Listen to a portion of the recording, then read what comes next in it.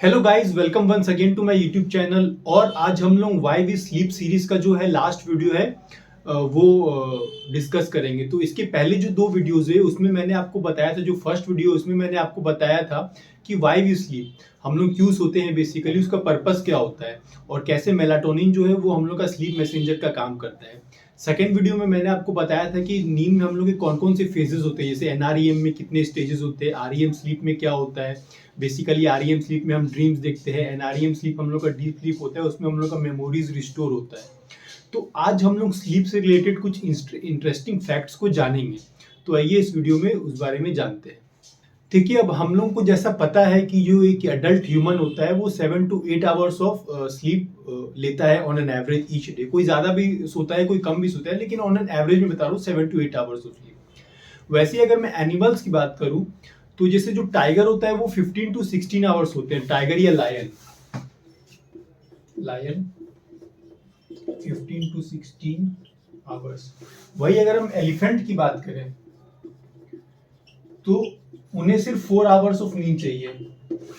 अगर जिराफ की बात करें तो जिराफ को भी 4 to 5 आवर्स ऑफ स्लीप चाहिए।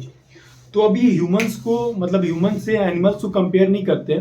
तो एनिमल में अगर हम बोले कि लायन भाई 15 to 16 आवर्स सो रहा है, एलिफेंट और जो जिराफ है वो 4 to 5 आवर्स ही सो रहा है। जबकि हाथी तो काफी बड़ा होता है, जिराफ काफी लंबा होता है, और लायन तो उतना बड़ा या उतना उनका जो साइज है वो एलिफेंट या जिराफ की तरह तो नहीं होता है, फिर भी वो ज्यादा क्यों सोते हैं। तो इसका रीजन है, एक तो उनका जो नर्वस सिस्टम जो हमारा होता है वो कितना कॉम्प्लेक्स है, दूसरा हमारा nature of social activity, and तीसरा है कि हमारा डाइटरी क्या है, हर्बीवोर है, ओमनीवोर है या कार्निवोर है।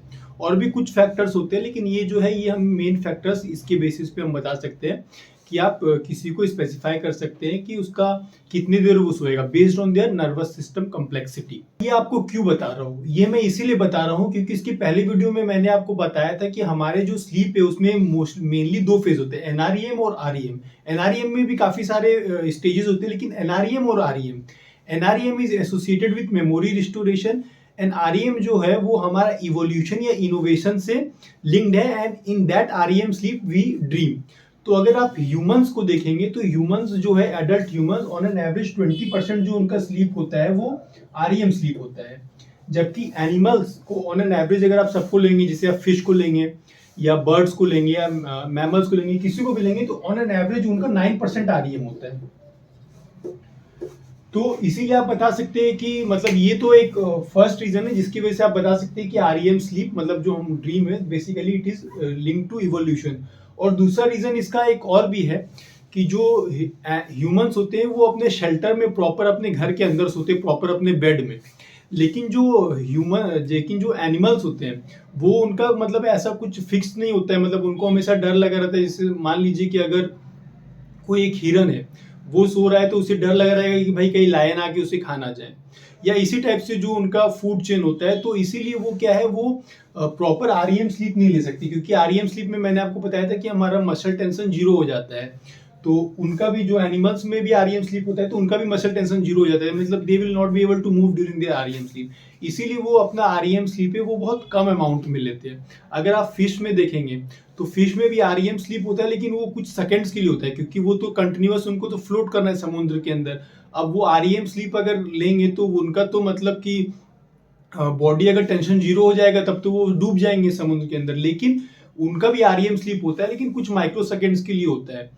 तो मतलब उसके उसमें भी कुछ स्टडी चल रहा है, उतना डीप मैंने भी अभी स्टडी नहीं किया है, लेकिन उनका भी आरईएम स्लीप होता है। इनफैक्ट जो बर्ड्स है वो जब ग्रुप बना के they fly from one place to another, तो उस समय भी क्या है कि वो जो है वो मतलब आरईएम स्लीप अपना डिस्ट्रीब्यूट कर लेते हैं कि भाई जो सबसे एंड में जो बर्ड्स उड़ रही है वो आरईएम स्लीप लेगी, लेकिन उनका आरईएम स्लीप लेने का तरीका अलग होता है। हमारा ह्यूमंस में क्या है, हमारा मसल टेंशन मतलब कंप्लीट, मतलब हमारा जो कंप्लीट शरीर है, कंप्लीट उसका मसल टेंशन जीरो हो जाता है। लेकिन जो बर्ड्स है जब वो फ्लाई कर रही होती है, मतलब for a very long distance, let say कि उनको 24 आवर्स तक फ्लाई करना है from one continent to other, तो उस समय भी जो सबसे कॉर्नर वाली बर्ड है वो आरईएम स्लीप लेगा, लेकिन वो अपने बॉडी का एक पार्ट को ही पैरालाइज करेगा, मतलब एक पार्ट में ही आरईएम स्लीप लेगा और एक पार्ट से आरईएम स्लीप नहीं लेगा। तो इस टाइप से कुछ होता है। तो भाई अभी इतना ये डिस्कशन क्यों हो रहा है एनआरईएम और आरईएम स्लीप में, तो इस वीडियो का मेन पर्पस यही है कि हमें ये प्रूव करना है कि जो आरईएम स्लीप है जिसमें हम ड्रीम करते हैं basically that is linked to our evolution and innovation. तो वो हम कैसे प्रूव करेंगे? तो एक तो ये पॉइंट हो गया, बट ये तो आप ऐसे तो प्रूव नहीं कर सकते क्योंकि इसका मैंने आपको दूसरा रीजन भी बता दिया। तो दूसरा जो है, तो इसके लिए हमें फिर बचपन में जाना पड़ेगा, मतलब यूटेरो चाइल्ड में, मतलब कि जो बच्चा एक अपनी मम्मी का जब वोम में होता है तो उस समय से हम स्टार्ट करते हैं। तो उस समय का ही आप अगर स्टडी करेंगे तो आपको पता चलेगा कि how REM sleep is linked to innovation या फिर evolution of the human race. तो जो एक यूटेरो चाइल्ड होता है वो टिल 22 वीक्स तो मतलब कंप्लीट स्लीप में होता है, मतलब कि उसका जो 6 आवर्स होता है वो आरईएम स्लीप होता है, 6 आवर एनआरईएम, और 12 आवर जो होता है वो इंटरमीडिएटरी होता है। मतलब वो आरईएम और एनआरईएम की मतलब क्या होता है वो एग्जैक्टली प्रूव नहीं कर सकता है कोई। लेकिन आफ्टर 22 वीक्स, लाइक जब वो थर्ड ट्राइमेस्टर होता है, तो उस समय क्या होता है, उस समय जो चाइल्ड होता है वो थोड़ी देर के लिए जगता है, मतलब कि 2 to 3 आवर्स अवेक रहता है वो, उसके अलावा वो स्लीप में रहता है। लेकिन जैसे ही जैसे उसका बर्थ का टाइम नजदीक आता है, उसका जो आरईएम स्लीप का क्वांटिटी है वो बढ़ते जाता है। जैसे कि मैंने आपको बताया इस समय 6 आवर्स में, जैसे ही वो नजदीक आता है बर्थ के, तो उस समय क्या होता है 6 से वो 9 आवर्स जाता है, 9 से 12 आवर्स जाता है। मतलब ये मैं सेकेंड लास्ट वीक का बता रहा हूँ, ये लास्ट वीक का। और जब after birth till first 6 months वो 14 आवर्स आरईएम स्लीप में रहता है। ये 14 आवर्स सॉरी टोटल स्लीप का ड्यूरेशन है, 50% ऑफ द 14 आवर्स वो आरईएम में स्लीप में रहता है। मतलब जब बर्थ होता है तब तो वो 12 आवर्स आरईएम स्लीप उसका रहता है, लेकिन आफ्टर बर्थ जब जो 6 मंथ्स का बेबी है वो क्या है कि वो 14 आवर्स अगर सो रहा है तो उसका 50% स्लीप आरईएम स्लीप है। अगर वही 5 ईयर ओल्ड बेबी है तो उसका 11 आवर्स का जो स्लीप है उसमें अराउंड 70% एनआरईएम होता है और 30% आरईएम होता है। और जो एडल्ट होता है उसमें 80-20 होता है। मतलब अगर वो 7 to 8 आवर्स सो रहा है तो 80% will be NREM and 20% will be REM. तो हम लोग को ये बोला जाता है ना कि हम लोग की जो ब्रेन का डेवलपमेंट है वो बचपन में ही हो जाता है। तो उसका रीजन यही है कि आप जब देखेंगे कि जब वो न्यू बर्थ ले रहा है तो 12 आवर्स एनआरईएम में है, फिर थोड़ी देर बाद जब एकदम फर्स्ट 6 मंथ्स का है तो 50% उसका स्लीप का आरईएम है। फिर जब वो 5 साल का हुआ तो उसका 30% आरईएम है, और जब वो अडल्टहुड हो गया तो उसका 20% आरईएम है।